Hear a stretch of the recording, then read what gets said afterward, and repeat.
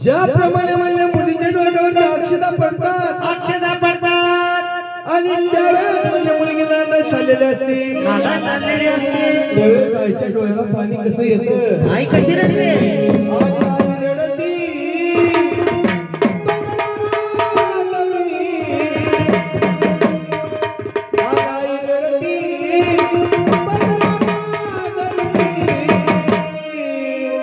आणि हरण चालली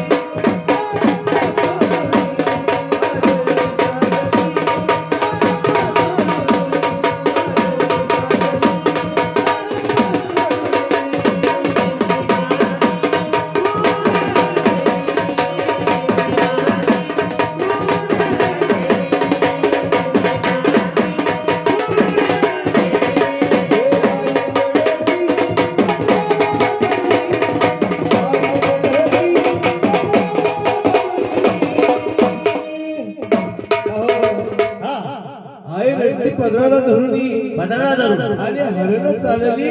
कळप सोडून ज्यावेळेस म्हणल्या मुलीचं लग्न होतं मुलगी नांदायला जाते आईच्या डोळ्याला पाणी येत आहे आईच्या डोळ्याला पाणी आणि हरण चालले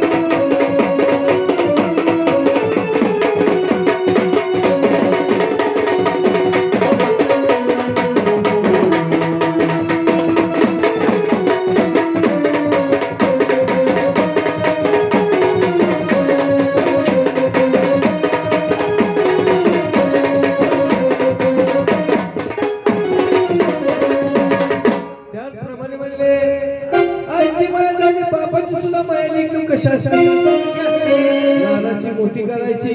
बरोबर तेवढं लेकीचा हट्ट पुरवायचं आणि आपल्याला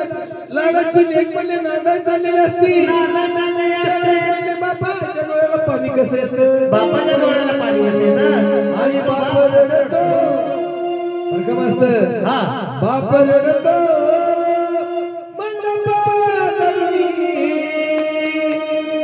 आणि बाप रडतो